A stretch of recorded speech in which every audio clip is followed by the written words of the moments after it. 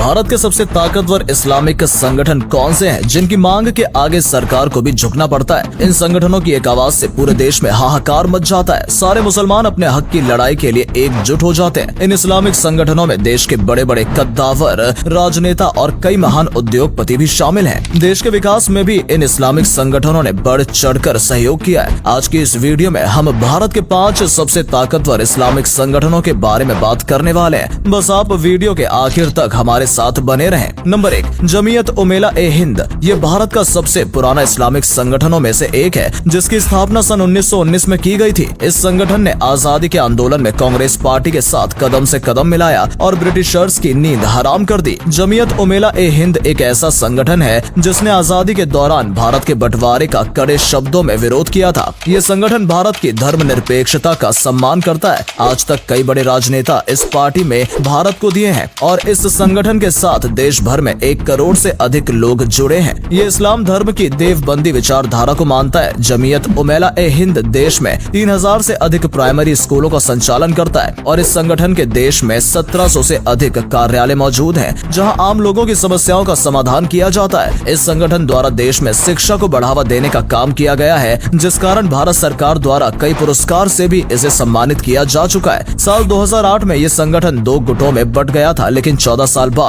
फिर से ये संगठन एक होकर देश के मुसलमानों के राजनीतिक और सामाजिक हितों में अपना योगदान प्रदान कर रहा है। नंबर 2, तबलीगी जमात। ये मुसलमानों का दुनिया का सबसे बड़ा संगठन माना जाता है। सन 1926 में मौलाना मोहम्मद इलियास कांदलवी ने इस संगठन की स्थापना की थी। ये पूरी तरह से एक गैर राजनीतिक संगठन है। इस संगठन का उद्देश्य दुनिया में इस्लाम धर्म का प्रचार प्रसार करना है। ये संगठन इस्लाम धर्म के सुन्नी समुदाय के लोगों का है। आज भारत सहित दुनिया के 150 से अधिक देशों में इस संगठन से लोग जुड़े हुए हैं। साथ ही संगठन के कुल सदस्यों की संख्या 35 करोड़ से अधिक बताई जाती है। तबलीगी जमात द्वारा अलग अलग देशों में हर साल मरकज का आयोजन किया जाता है। भारत में दिल्ली, मुंबई, भोपाल और हैदराबाद जैसे बड़े शहरों में मरकज का आयोजन होता है। वहीं बांग्लादेश के ढाका शहर में आयोजित होने वाले सालाना समारोह में 1 करोड़ से अधिक लोग जुड़ते हैं। तबलीगी जमात से आज रूस, America, Japan, Indonesia, Germany, France जैसे कई देशों के लोग शामिल हैं। इस संगठन के लोग 10, 20 या 30 लोगों का ग्रुप बनाते हैं और अलग अलग देशों में जाते हैं। वो वहाँ जाकर मस्जिदों में ठहरते हैं और इस्लाम धर्म का प्रचार प्रसार करते हैं। मुसलमानों को ये धार्मिक शिक्षा देते हैं और साथ ही रोजाना नमाज पढ़ने की प्रेरणा भी देते हैं। तबलीगी जमात का पूरे भारत में अच्छा खासा प्रभाव देखने को मिलता है। हालांकि आपको जानकर हैरानी होगी कि सऊदी अरब में इस संगठन को बैन किया जा चुका है। Number 3, all India Muslim personal law board. मुसलमानों से जुड़ा जब भी कोई मुद्दा भारत में उठता है तो उसमें all India Muslim personal law board का नाम जरूर शामिल होता है। ये भारत में मुसलमानों की ऐसी प्रतिनिधि संस्था मानी जाती है जो मुसलमानों के मुद्दों के निपटारे के लिए मुस्लिम कानून या शरीयत की वकालत करती है। भारत में मुसलमानों से जुड़े सिविल मामले मुस्लिम पर्सनल लॉ शरीयत एक्ट 1937 से परिचालित किए जाते हैं। इस संगठन की स्थापना मुस्लिम धर्म गुरुओं ने मिलकर सन 1972 में की थी, जब भारत सरकार एडॉप्शन के ऊपर कानून लाने जा रही थी। इस संगठन की स्थापना में जमीयत उलेमा ए हिंद का भी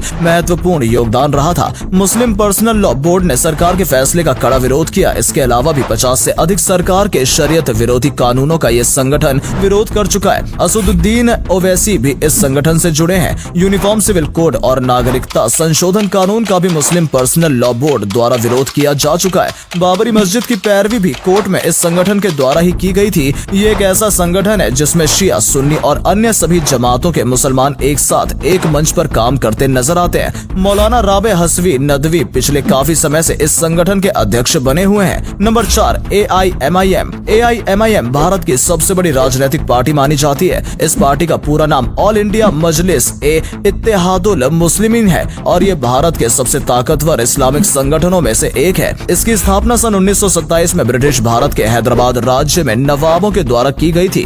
AIMIM के द्वारा देश भर में 12 कॉलेज, 9 हाई स्कूल और 2 हॉस्पिटल संचालित किए जाते हैं। ओवैसी स्कूल ऑफ एक्सीलेंस और दक्कन मेडिकल कॉलेज की गिनती भारत के टॉप शिक्षा संस्थानों में होती है। ये एक ऐसा संगठन है भारत के मुसलमानों की आवाज को बड़े मंच पर लाता है। इस संगठन के कई राजनेता भारतीय संसद के भी सदस्य हैं। सन 1984 से लेकर आज तक AIMIM की हैदराबाद की सीट से चुनाव जीतती आई है। वर्तमान समय में असदुद्दीन ओवैसी इस पार्टी के अध्यक्ष है। भारत में मुसलमानों के ही नहीं बल्कि किसी भी धर्म या संप्रदाय के खिलाफ जुर्म होता है तो ओवैसी उस जुर्म के खिलाफ जरूर आवाज उठाते हैं। इस संगठन की एक पुकार से ही हजारों की संख्या में मुसलमान इकट्ठा हो जाते हैं और कई बार AIMIM की मांगों के आगे सरकार को झुकना भी पड़ता है। जल्द ही इस संगठन के द्वारा एक लीगल सेल बनाने की प्लानिंग की जा रही है जिसके जरिए गरीब, बेकसूर और जरूरतमंद मुसलमानों के केस फ्री में लड़े जा सकेंगे। Number 5, popular front of India. Bharat के सबसे ताकतवर इस्लामिक संगठनों में से एक पॉपुलर फ्रंट ऑफ इंडिया भी है। हालांकि इस संगठन को अक्टूबर 2022 में भारत सरकार द्वारा 5 साल के लिए बैन किया जा चुका है। पॉपुलर फ्रंट ऑफ इंडिया की स्थापना साल 2007 में की गई थी।